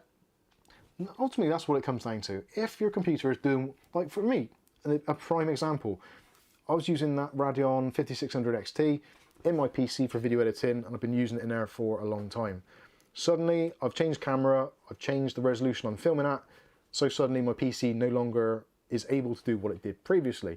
So therefore, an upgrade is kind of necessity. I can't not do it. I could go back to doing older footage, but then I've wasted my investment in a camera, etc, etc. So in that terms, an upgrade or even a side grade to a different card, arguably the 2060 Super is kind of the same as a 5700 XT in most cases. It's kind of swings and roundabouts, so it was a kind of a side grade. But for me, it was necessary, so I did it and I had the card. If I'd have had to go out and spend money, I'd have probably dropped back down to 1080p, if I'm completely honest.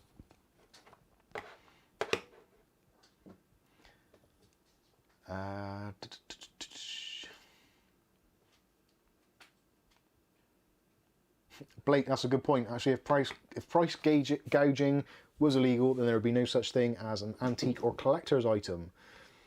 Yeah, that is kind of, yeah. If you had to set a limit on what things could be resold for, you'd probably get more people doing like dodgy schemes. So if, say, just this is a rudimentary example, but if, say, for instance, you were not allowed to resell an item for more than 10% more than you actually paid for it, and that was a law across the globe sort of thing, all you'd have like a group of people or a company who would literally, one person would sell to one, to the other, to the other, to the other, to the other, all internally in the company, and then sell the products on to someone at the end. So they've added on 50 to 60% through them, and then sold it on. So the difference between the first person and the end user would still be like 50% or more. Senor Mobius. Man, just before Christmas, I got a 5700G. Awesome. 259 quid. Sounds pretty, that's a good price. MSI B550 Pro VDH Wi-Fi, 60 quid. Awesome. Full system build, and I'm happy with the way it plays games. Your Mobo review helped loads. Awesome. I'm glad to hear it. Do you know what? I was going to say it, but I'm not going to tempt fate. But the B550 Pro Wi-Fi VDH has been probably one of the most problematic boards I've ever known in terms of doing BIOS upgrades and stuff. So the fact that yours is working and you're happy, I'll take that as a win. That's awesome. Well done. And thanks for letting me know. That's really cheered me up. Thank you. David Thompson says Quake 1 on an Orchid Righteous 3DFX. Oh, you had one of those, Orchid Righteous 3DFX. That was a lovely little card. Orchid, God, whatever happened to Orchid? Captain Robius says, to be fair, I listed my unused RX6600XT for £375, and some jackass on Facebook Marketplace still called me a scalper. Glad I sold it to someone on the channel now. Excellent stuff.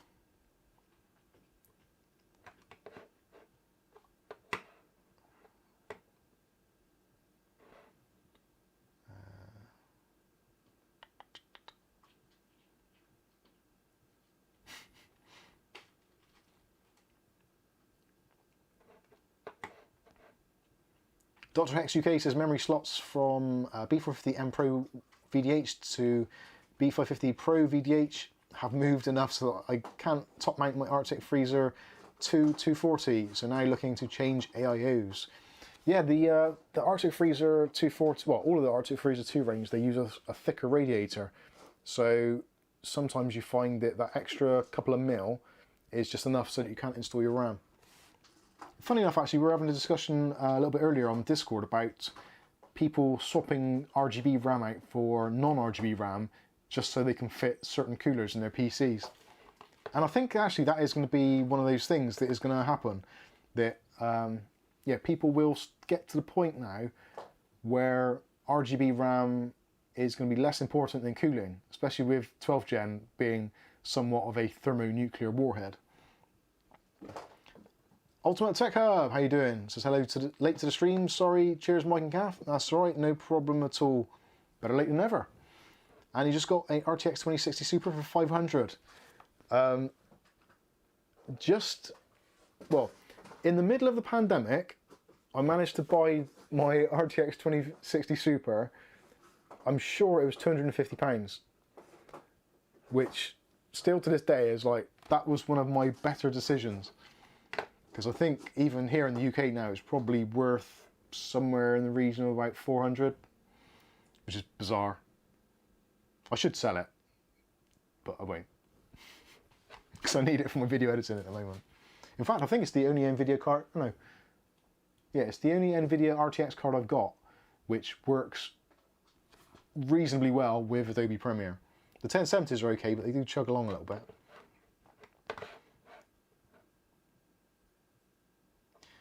William Bodie says, if I can't get a better GPU because of the price or not there, I'll get a better RAM or hard drive or SSD or better PC case fans. I think that's what a lot of us are doing, and I think that is what actually, to some extent, actually helped the channel a little bit. Because people couldn't buy graphics cards, they were upgrading other things, so processors, motherboards, RAM, fans. And because we have specialised quite a bit in certain motherboards, mostly MSI, it does seem now, and obviously the BIOS upgrades, and then doing a lot of stuff for fans, especially the RTX stuff, that's been really helpful, and a lot of people have appreciated that sort of thing, so it's actually helped the channel. And bizarrely, we've got another video. I bought these. This is, actually, I'm going to use the overhead camera and see if that actually works. You never know, it might do. Does the overhead camera work? Yay! Oh, and now the bloody everythings are working. So why is the other one not working? Anyway, so yeah, I bought this. This is a, oh, you can't even see it now because it's not focused. I hate this camera. I really do. There's some focus on there. There you go. Is that focused now? No, that's close enough. So that is a Deepcool FH04, which for obvious reasons is a fan header with 4 ports. You can tell that because fan header 04. That's what it says on the thing. So a lot of people say, Mike, I've bought this case and I've got loads of fans and I've only got 1 fan header. So this is the perfect device. This actually works for both 4-pin PWM and also 3-pin volts DC. So you can plug this into a PWM header on your motherboard, nice long cable, so you can take it right to the back if you've got a chassis fan header, and you can plug in 4 fans. So for most PCs, up front, if you've got a mesh front or something, 3 fans is normally going to be about it. 4 is a rarity, but potentially you might do. Nice little sticker on the back, so you've got to do is peel it off and you can stick it onto the side. And because it fits on sideways, sort of like you stick it onto the case like that, so you haven't got any nasty metal bits getting too close to your PC metal parts. This is awesome. This costs like £6 and is going to solve so many problems. So we're going to be doing a video on that coming up very, very soon. Because there's surprisingly a lot of people still have problems with that. Yes, Kath? My thoughts on H610 Waddy. H610. So yeah, that's going to be an interesting little video. And hopefully it'll help a lot of people out, because we do get asked these things a lot. Mike's thoughts on H610. I've got to be honest with you, H610 and B660 is...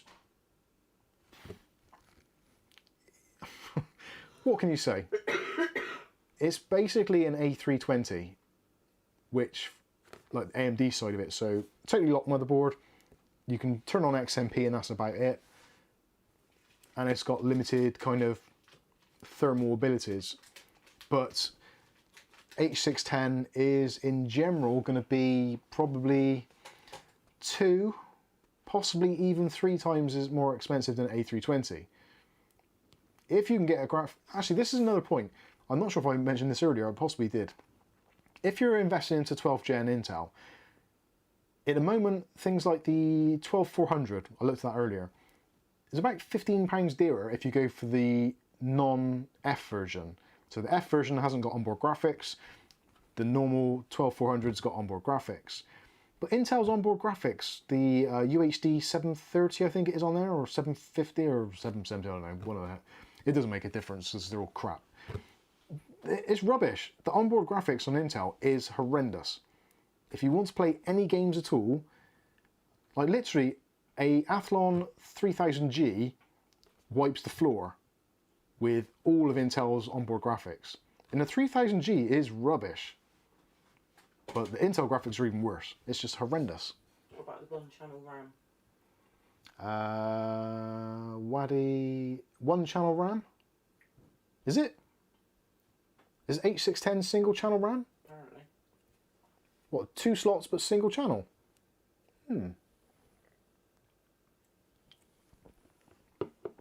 I'll be honest with you, much like any of the locked boards, I haven't looked into it a great deal. H610, I might have to take a look at that, because that sounds really off-putting. No one is talking about the H610 is a 1-memory channel Mobo.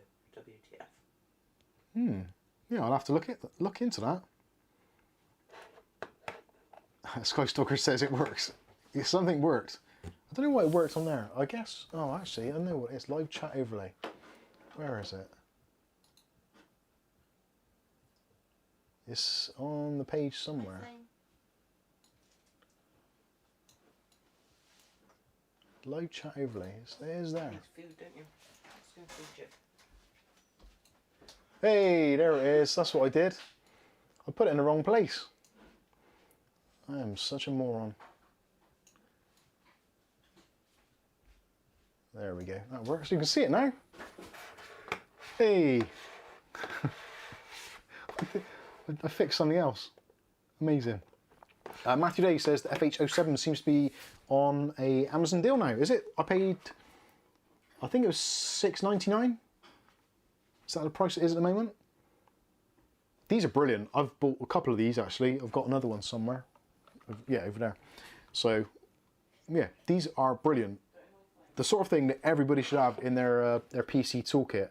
This is really handy to have, just in case you maybe want to add some more fans, or maybe you've got a motherboard which is a bit limited on fan headers, or even if you've got a motherboard which has got a ton of headers but you just want to have nice tidy wiring, so you can have one of these stuck at the front of your PC, plug all your 3 PC fans into there and run a single cable through the rest of the system into the fan header, rather than having 3 cables all stretched across, which is what I'm going to use it for actually. I'm probably going to use it in my Neutron Labs case there, which actually has got a built-in fan controller, but the fan controller is rubbish and it's a single speed one. So with this I'll get some PWM speeds out of it, which would be awesome. So yeah, there'll be a video coming out on that, which yeah, I quite like doing stuff like that.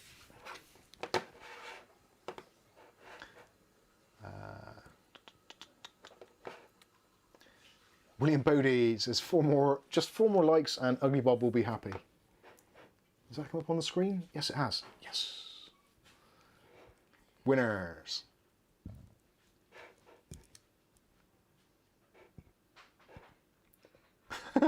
Hugh Luttrell, I am 67, so do not know if I can wait for the 6000G APUs. You got plenty of time, my friend, plenty of time. Well, we hope. You'll be fine. Markovsky says, I heard that the new Intel GPUs will utilize the Intel UHD graphics. Oh yeah, that's right. Yeah, they do like a... Everyone else in the world is trying to get away from Crossfire and SLI, and Intel, boosh, straight in there with the 1-2 punch. And yeah, they're having a kind of like a quick sync type of thing. Bizarrely, actually, I don't know if any of you if you watched some of the other keynotes of CES, a lot of laptop manufacturers are actually building in the features so that you can do the kind of SLI thing, which has always been buggy as all hell in most laptops. If I had a pound for every time someone on our Discord was having problems because their GPU wasn't kicking in and their onboard graphics was trying to run the games, it's a horrible, horrible setup. Multi-GPU setups are horrendous. The only ones that ever actually weren't horrendous were 3DFX. That just seemed to work. It was very basic, but it just seemed to work. It worked very well. Rick H says, I'm thinking about a i3 12100. I think the 12100 on paper is a really good processor. My concern is the motherboards, because realistically at the moment, for a reasonable B660, it ran about 150 to 200 quid. The Z690 boards have already reduced from 250 down to some places 150, 160.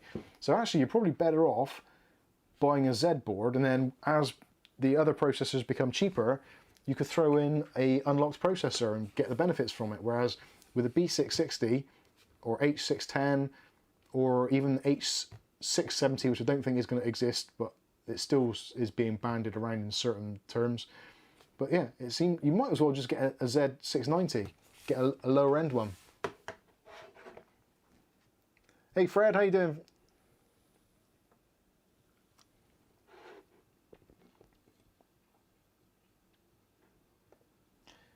Stuart Cleary says, cat's out of the bag. Dr. Jake revealed his earnings. Same subs as you, you're minted. Was that Dr. Jake's yearly how much do I earn with X amount of subs video? Or is that the one he did ages ago with, because I think he had more subs than us at some point. I'm going to open up a window now, I've got to see. I haven't seen Dr. Jake for ages. I was a subscriber of his channel, but he never replied to any of my messages and he was being a bit of a dick, so. Dr. Jake's very British reviews. Tell you what, actually, if all of you want to go over to Dr. Jake's very British reviews and just give him hell for not replying to me. he would probably appreciate that, to be honest with you. Let's have a look. Oh, someone's remixed his... Uh-oh, here comes the copyright strikes. Reacting to trolls. Oh, shut up. Dr. Jake. Oh, he's changed it to Dr. Jake now, rather than Dr. Jake's very British reviews. Is that right? Ooh. Can people see that on the screen? No, thank God for that. Right, so actually, yeah, we've surpassed Dr. Jake, if that is his channel, because he was about double our size at one point. Yeah, because he had 63,000 subs a year ago, and he's now got 65. Ouch. So I use TubeBuddy so I can see what his stats are in comparison to us. So last month he had 75,000 views, whereas we had 660,000 views. Subscribers, 1,370 for us. Not so many for him. And videos, we did 27 this month and he did 3. So it's understandable. I think regardless of the quality of the content, to actually keep on producing and making stuff does actually help. Because you never know, there's going to be one video which some people are going to latch onto and enjoy. One person, yeah, a couple of videos, it's quite funny actually, recently some of the videos we released, you look at them, the stats on the first day, it's like, well, that video's lost us 2 subscribers, oh, that one's lost us 1. So that's something you have to put up with. Ian Hawkins says, 3DFX, there's a warm memory. They did have warm memory.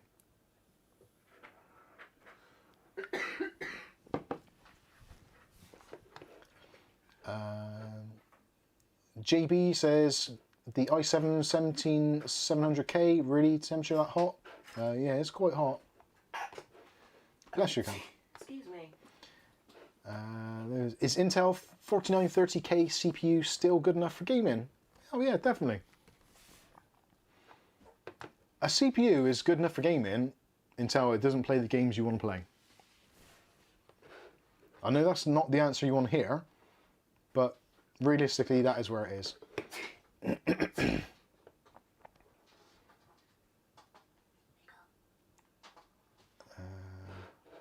Geordie General, how you doing, Geordie General? Poppy's back in, shall I show him? Poppy is back on.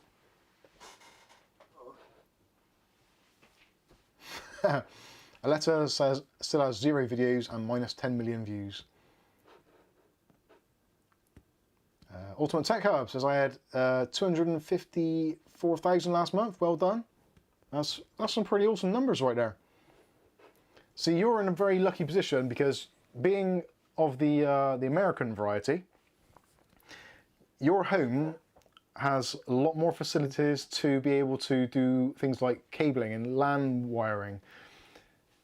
I do envy people that live in America, because your construction of your homes, generally, you have, I'm not sure, is it like gypsum for the walls? Whereas, like we have, underneath this brick is actually real solid brick, and that's pretty much everywhere. There's virtually no walls in this house which are made from wood, or what's the word I'm looking for? Like partition walls, that kind of thing. Most American houses are kind of that all the way around. So it's a lot easier for you guys to actually run cables, and you've got things like basements and stuff under your house you can actually get to, whereas under our house is basically probably oil, because it's so old. Oil? Yeah. Old. Bloody fortune, If we strike oil, that'd be good. I could, we'll have to buy all that hairspray and hair gel. Yeah, so doing videos on networking and all that kind of stuff is really interesting to a lot of people. I wish I could do networking videos. I really, really do. I love doing networking videos. I like watching networking videos. And because you've done quite a few, I think that really is, I think that's some of your bigger numbers actually, if I remember rightly, looking back at your channel. Some of those things are great. So, yeah. Oh, no, yeah, Ultimate Tech, yeah, drywall everywhere. That's what I was looking for, drywall. So yeah, we don't have drywall, basically, unless you've got like a really, really new house. And there's not that many people that have got that. So this is like, this house was built in the 1930s. And it's basically all solid brick, thick plaster, and lots of concrete. Which is why the Wi-Fi sucks. And tongue and groove floorboard. Oh yeah, tongue and groove floorboard, so you can't pull up anything. So you can't get underneath it. So yeah, it's not good. Nice if we didn't do new. It's a nice house, because if there's like wind or storms and stuff, it ain't going nowhere. But you can't really do much to it. It's hard work. Alexa says, my American house is made of concrete and rebar. You are one of the lucky ones, because I think you're probably in the minority there. But at least this is an outsider's view of American homes. I don't know. Although, saying that, I do quite often go on to Google Earth and look at Texas and Florida for nice places to go and live. And you look around in some of the places and you see houses being constructed, and I see a lot of timber.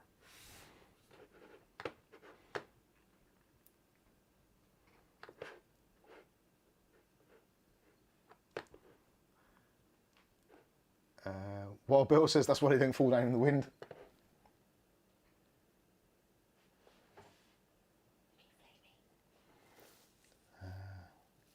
Ultimate Tech Up says, oh, solid brick is tough to deal with. Tell me about it. Trying to do the the IMU security cameras, unbelievable. I had to drill through my kitchen wall to mount it outside to plug in on the inside. And I had a drill bit that long, and it didn't go through the wall very well, so I had to drill half from inside and half from outside. It wasn't good. I was amazed it actually met up somewhere in the middle, and poking the cable through after wasn't fun. Anyway. We had a hard draw, didn't we, for the central heating thing? Oh yeah, for most people where there's central heating, where you have the flue going outside, most people can get through the walls relatively easily, because you've got like concrete blocks, the big grey like aerated blocks, but we've got literally these, like red brick, and Engineering bricks, wasn't it? yeah, engineering bricks. That's right. Well done, Kath. I knew. Oh, I'm pleased you remembered that, because I wouldn't have done. You worked there. I know, and I used to work in a builder's merchant. Bizarre. So yes, we had to go and actually hire a massive SDS drill, and it was, even that took us 2 hours, I think it was, and we actually blunted one of them. We had diamond bits on it, big old circular drill bit to get the flue through, and yeah, we blunted it in less than an hour. Didn't we? We still carried on regardless. Didn't we have to use it to get the 1930s tiles off as well? Yeah. They were thick, weren't they? I don't think it was an SDS. It was like a Kango. Because SDS is quite big. It was bigger again. The drill was about that long. And it was really hard to hold. Anyway, good fun.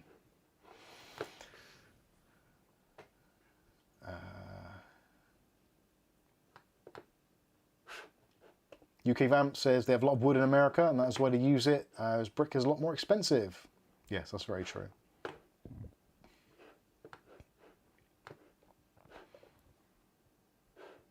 John Sullivan says, did AV installs for my job at the university, and I tell you we had some horror stories. Oh dear, I can imagine. Antonio says, my house is a combination of brick and concrete rebar plus tongue and groove oak floors and walls and some ceiling, minimum 30 centimeters thick. I won't go anywhere, but it's impossible. Sorry, it won't go anywhere, but impossible to make changes. Lettuce House was built into a hill and mostly underground. I'm thinking Teletubbies. It sounds like the Teletubby house, yeah. William, yes. No. Stuart Cleary says, I wonder why the US homes have thin bitumen tiles on their roofs instead of concrete like here in the UK and Ireland. Yeah, I don't know actually. Oh, Wild Bill says this house was built in 1999 and it was all brick, even inside. There's only one partition wall. That's actually quite rare.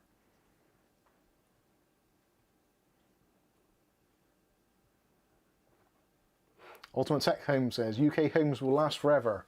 No, Ultimate Tech Hub. Sorry, Ultimate Tech Hub. Not homes. Ultimate Tech Hub, UK homes will last forever.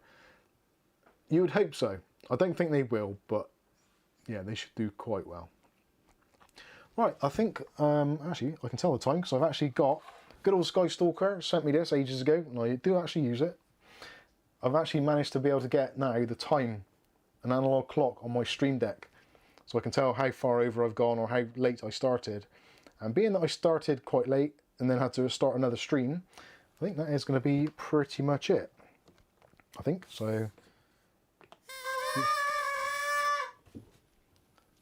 Idiot.